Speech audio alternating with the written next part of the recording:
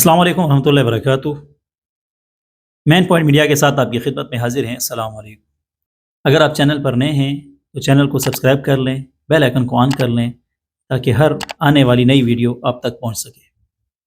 ناظرین، ہمارے ملک کے ذمہ دار عہدوں پر ہمیشہ سے ہی غیر ذمہ دار لوگ موجود رہے ہیں۔ نہیں معلوم؟ آئیے ایک اور چیز آپ کو متعارف کراتے ہیں۔ ان دنوں ایک نئی بحث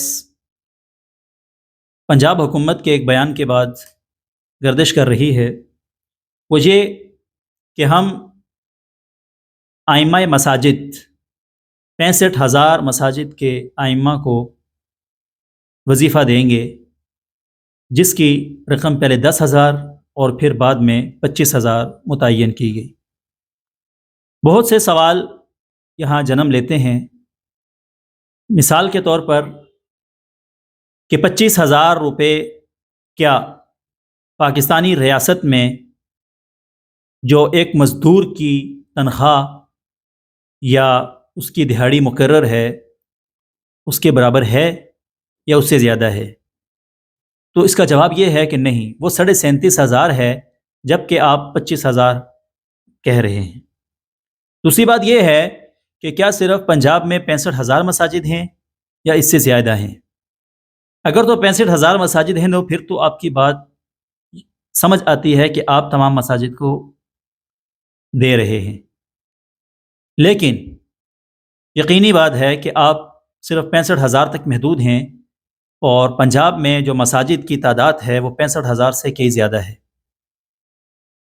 تو کس معیار پر آپ 65,000 کو دیں گے اور باقیوں کو نہیں دیں گے؟ پھر کیا کرائٹیریا ہوگا کہ آپ کس امام کو دیں گے اور کس امام کو نہیں دیں گے؟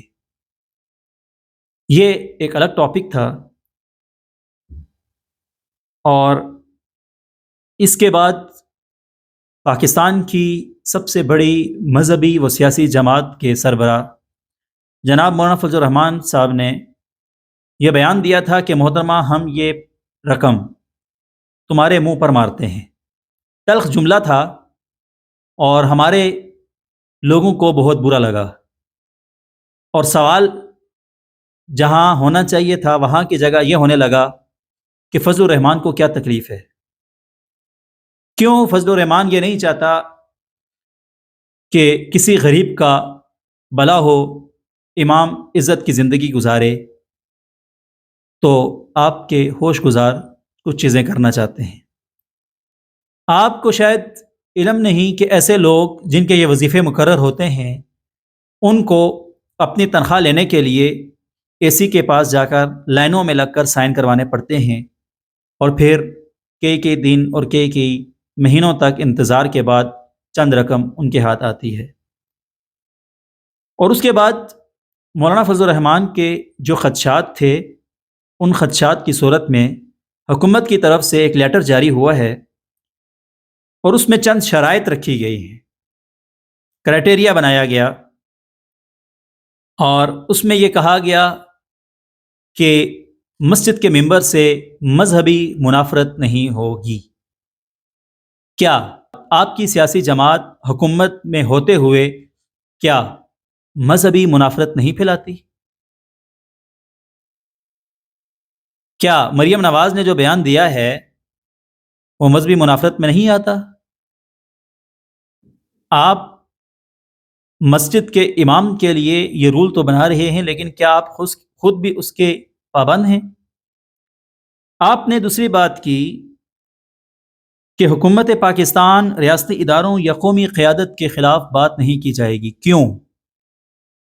یہ اسلامی بھی ہے اور جمہوری بھی ہے، اور اسلامی بھی اور جمہوریت بھی ہمیں یہ رائٹ دیتے ہیں کہ ہم حکومت سے سوال کریں، اور آپ اس کا پابند بنا رہے ہیں کہ آپ کے خلاف بات نہ کیے جائے، یعنی آپ خود صحیح رستے سے نہیں آئے اور آپ اپنے آپ کو ٹھیک بھی نہیں کرنا چاہتے۔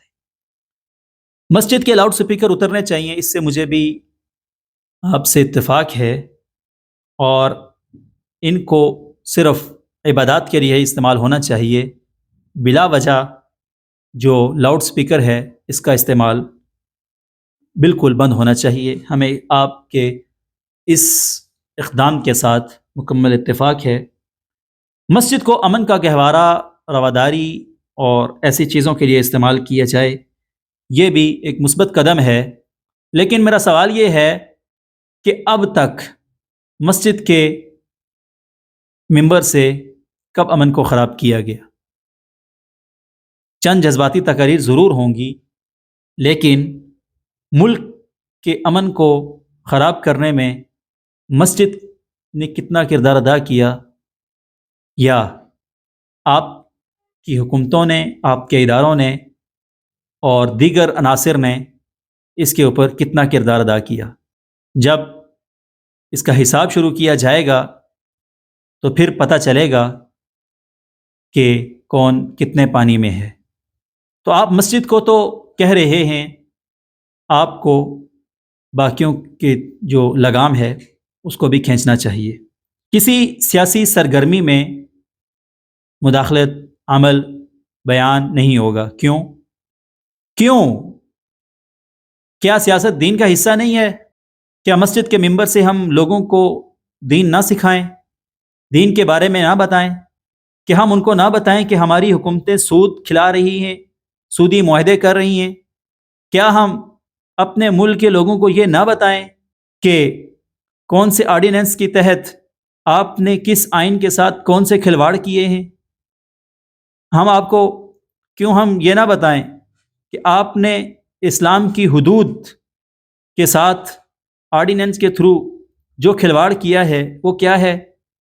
آپ نے اگر اتنا ہی سیاسی نظام بہتر کرنا تھا تو اسلامی نجاتی کونسل کو آپ نے کیوں با اختیار نہیں ہونے دیا؟ اس کے فیصلوں پر کیوں عمل پیرا نہیں ہوئے؟ تمام مسائل کا متفقہ تھا. ہم یہ پوچھنا چاہتے ہیں ریاست سے. اور ایک اور چیز کہ مساجد محکمہ اوقاف کے احکامات پر عمل پیرا ہوں گی. یہ مساجد ریاست نے نہیں بنائی، یہ مساجد عوام نے بنائی ہیں.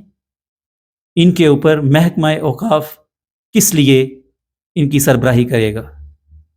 ہاں، آپ ان مساجد کو محکمہ اوقاف کے انڈر پہلے کریں، پھر ان کے اماموں کی تنخواہیں سرکاری طور سے الاؤنس کریں اور پھر دیں.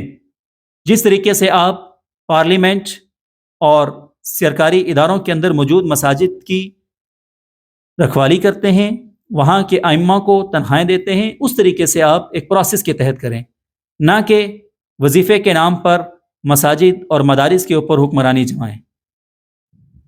ہم یہ امید کرتے ہیں کہ یہ حکومت جن اوچھے ہتھ کنڈوں کی طرف بڑھ چکی ہے، جلد از جلد وہاں سے اپنا واپسی کا ارادہ کرے گی اور اپنی نیت کو درست کرے گی.